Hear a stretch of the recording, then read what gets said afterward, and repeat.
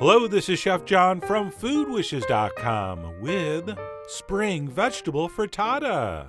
That's right, Mother's Day is coming up soon, and I can't help but think if you make her something this delicious, this nutritious, and this beautiful for that brunch, she's going to be extremely proud, or at the very least, definitely less disappointed.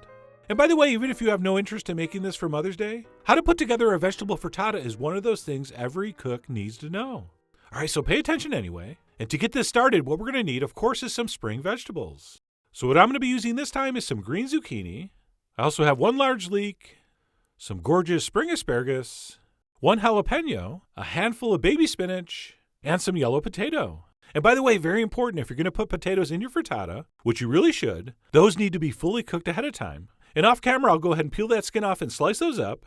And then as far as the rest of the veggies go, let me show you real briefly how I'm suggesting you prep these. So for the zucchini, very simply, we're going to cut those in half lengthwise and then just slice them across like this, somewhere between 1/4 and 1/2 inch thick. And you know what we say around here. It's not the size that matters, it's the consistency.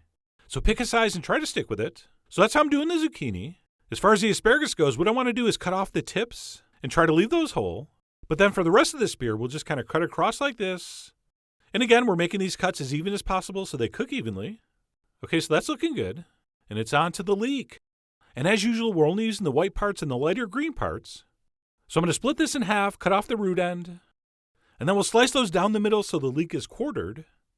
And then our final cut will be across like this. And then once our leek is chopped up, we'll transfer all that into a large bowl of cold water, and we will swish it around thoroughly. Oh, you heard me, swish it and swish it good. Because what's going to happen here, any of that dirt and sand we missed in the first rinse is going to fall to the bottom. The leek pieces themselves, of course, are floating on the top. So as long as we swish that around thoroughly enough, as we're skimming these cut leeks off the top, they should be perfectly clean, and any dirt or sand is going to be laying at the bottom of the bowl. So that's our official method for cleaning leeks. So our leeks are set. I went ahead and I seeded and diced our jalapeno, and as I already mentioned, sliced our cooked potatoes. And at this point, what we want to do is turn all this into a frittata. So let's head over to the stove, where I have a heavy-duty 10-inch skillet set on medium heat with a couple tablespoons of olive oil. And we'll go ahead and we'll dump in our chopped leeks with a nice big pinch of salt. And we're going to cook those stirring occasionally for about 5 or 6 minutes until they kind of soften up and the white parts start to turn a little translucent. And the strategy here is we're going to cook one vegetable at a time, starting with what takes the longest, which in this case is the leeks. So like I said, we'll cook those on medium until they soften up and look something like this, at which point we will add our diced jalapeno and sliced zucchini. And we'll mix that into our leeks. And with each new addition, we're going to season again with salt. All right, I think adding a little bit with each vegetable is just easier than trying to season everything at the end, at least in this recipe. So we'll add another pinch of salt and continue cooking on medium until the zucchini turn from kind of white and raw looking into something that's much more tender and light green in color. All right, not completely cooked through, but starting to get tender. Don't forget, these vegetables continue to cook as we add new ones. And by the way, if you're new to cooking, this is a fantastic recipe to practice with. And we'll talk about that in the blog post, but this is one of those dishes that really helps you hone your observational culinary skills. But anyway, I cooked those zucchini for about 5 minutes, at which point we're going to add our asparagus, along with another pinch of salt, and we'll stir those in and continue cooking until those turn bright green. And all we're doing here is taking the raw edge off the asparagus. So you can check by tasting one of the tips, and it should still have some texture to it, but it no longer tastes raw, which is exactly how mine was, so I moved on to the next step, which is stirring in our handful of baby spinach, which we'll stir in just until it wilts, which is only going to take a minute. And once that's happened, we will add the last of our vegetation, our already cooked and sliced potatoes. And we will stir those in until just heated through, along with yet another pinch of salt. And at that point, our vegetables should be ready to meet the eggs. And by the way, it should be noted, is the reason a frittata exists in the first place is to use up already cooked vegetables. If you ever do have leftover potatoes and vegetables from a previous meal, you could just heat them up and start right from this point and continue on. But anyway, like I said, once all our vegetables have been cooked and or heated through, we will introduce the eggs. So in a bowl, we want to crack 12 large eggs. And of course, we have to season our eggs up a little bit. And we'll do that with a little bit of cayenne. You remember that time you overheard your mom on the phone telling her friend she really wanted to spice things up a little bit? This is probably what she was talking about.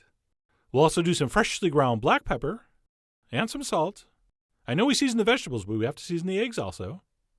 And then we'll take a whisk and we'll beat this up thoroughly. Okay, so take your time and whisk that for at least half a minute. And when your vegetables are ready, which ours are, of course, We will pour that into the pan, which is still on medium heat, by the way. And once our eggs have been dumped in, we will go with the last major ingredient, a nice big handful of crumbled cheese. Now, personally, I couldn't decide whether I wanted to use goat cheese or feta cheese, so I ended up compromising and using a goat feta cheese. But the good news is spring vegetables go with any cheese. And what we'll do is we'll stir in about 3/4 of the cheese, and then we'll save a little bit for the top. So we'll take our spatula and we'll poke that down in, and we'll make sure everything's fairly evenly distributed. And we'll finish this by topping with the rest of our cheese, and one more shake of cayenne for a little extra color, at which point we're going to break with tradition and turn off the heat. All right, traditionally frittata is only cooked on the stove. It's usually cooked halfway and then flipped over and put back in the pan, which is risky and usually messy. So we're not going to do that. We're going to finish ours by baking. So let's go ahead and pop this into the center of a 350-degree oven for about 15 minutes, or until the eggs are just barely set. And you should probably start peeking about the 10 or 12-minute mark. So I took a look and it was getting close. It was firming up nicely. And if you give it a little wiggle, there's not a lot of jiggle. Okay, so mine was very close. It was just a little bit wet and loose on the top. So this needed to cook a little longer, which you could just continue doing in the oven. But how I like to finish is by turning my oven from bake to broil, which is going to finish the cooking and, as you can see, brown the top beautifully. So like I said, you could just keep it in the oven until it's set. But I do like to do that little extra broiler step. And at this point, technically, our frittata is ready to serve, but I highly recommend you let it cool down a little first. All right, in my opinion, a frittata is at its maximum flavor served warm. I just don't think the taste and texture is as good piping hot. And while you're waiting for it to cool, one idea, which I think makes a beautiful garnish, I'm going to stir a little bit of pesto into some mayonnaise and do a quick little aioli to garnish the top. And no, this is so delicious you don't really need it. But come on, it's Mother's Day. Let's go ahead and make it a little extra special. And then once our frittata's cooled down a little bit, we can go ahead and slice it up, and we'll serve it with a dollop of that pesto mayonnaise. And then to put this over the top, I'm going to garnish with an edible flower, in my case a gorgeous nasturtium. So beautiful and so edible. Those petals kind of taste like watercress. But of course, ironically, I will now move it and not eat it, but only because I want to focus on the official tasting here. I'll eat it later, don't worry. And above and beyond how great this looks, this is one of the most delicious vegetable and egg dishes ever invented. All right, while the eggs are set and fairly firm, this frittata is still very moist and tender, mostly thanks to that high vegetable content. And like I said, that goat feta cheese I used was absolutely perfect. Just beautiful little salty, tangy tidbits interspersed here and there. It's just a beautiful plate of food that I really think your mother will enjoy. And I know a lot of you are thinking, sure it tastes good, sure it looks good. But that seemed like a lot of slicing and dicing and sauteing. That for a simple brunch entree, that's a lot of work. Well, that might be true. But you know what else is a lot of work? Giving birth. So if anyone deserves a little extra effort, it's the moms out there, all right? So I really do hope you give this a try. Head over to foodwishes.com for all the ingredient amounts and more info as usual. And as always, enjoy.